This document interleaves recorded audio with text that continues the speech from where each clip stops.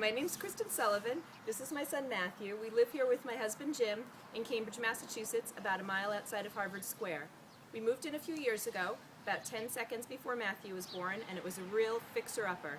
In the last 3 years, we've done a lot of work on our house. We painted the outside, we did some landscaping, we installed synthetic lawn, we fenced in our yard, we even put in a 400 square foot bluestone patio. Inside, we skim coated the walls, got the hardwood floors redone, did a gut renovation of our master bath. But next on our list is a little overwhelming and we need your help. We need to do a gut reno of our kitchen and we need HGTV. Please help us. This house was built in 1943 and the kitchen reflects that era because basically nothing's changed since 1943. That's fine in this picture, but if you back out to the kitchen area, it's not quite serviceable. Let's begin in this corner. The person who owned the house before us, I believe, concocted this little triangular cabinet counter station, which we now use for coffee and tea. It's obviously homemade. It obviously doesn't fit with the rest of the kitchen. Some of the countertop is falling apart, which clearly doesn't seem to bother me enough to fix. And it's surrounded by this buttermilk tile backsplash all over the kitchen, which is really unattractive. Here is our oven, which is more recent than 1943, but I don't know by how much. And you'll notice that above the stove, no vent.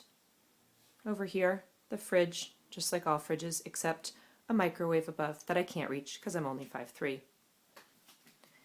Behind the fridge is some awkward wasted space, some soffit from the back of our fireplace in the other end of the house. Over here is our cabinets, which are cute if they were more functional, but these were made in 1943 and they don't really open or shut properly and they kind of smell and look as though they were from 1943. And speaking of things that look old and are old, this counter, Formica, green, faded, stained, is what we have to offer for our only counter space. And we use up some of that counter space for our drying rack. I bet you haven't seen one of those in a long time, which we need because we do not have a dishwasher. This is how many dishes accumulate, breakfast and lunch, just for me and Matthew, not even for Jim, not even for dinner. It just adds up all day, every day, and if you're not on top of it at every moment, it just builds up in an overwhelming way. Speaking of non-functioning, here's the door to our back deck and down to our beautiful bluestone patio. However, the door opens crash into our broom area, our recycle area, our radiator, our trash can, our plastic items for Matthew's eating, our excessive amount of grocery plastic bags, which we never actually use, and over to one of the bigger eyesores, which is this old baker's rack I bought for an apartment about 15 years ago.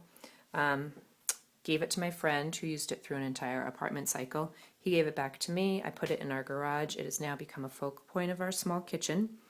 We keep everything here from food to pots and pans to stools to Matthew's lunch bag and everything in between. Not so attractive or functional to have so much stuff out, but it's the best we've got. When I roll my eyes to the ceiling in horror that this is my kitchen, what do I see? What can you see? I don't even think that's going to come through. It's just 2 light bulbs, no cover. The reason why our light doesn't have a cover is because it fell off and shattered on the floor inches from Matthew when he was crawling, and I got so nervous I never replaced it. Attached to our kitchen is our very small dining room. I like having a separate eating space, but I could also see taking part of the wall down to let some of the sunlight in from our playroom beyond the dining room and to connect the eating space with the cooking space a little bit better.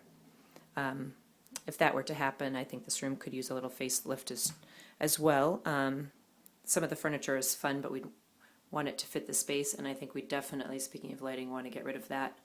So basically, that's our kitchen and our associated eating space. We need a lot of help. We're ready to go. We have the time, the money, the tools, the desire to contribute our sweat equity, and most of all, we're massive HGTV fans, and I think that we would be a good addition to your show. Thanks for considering.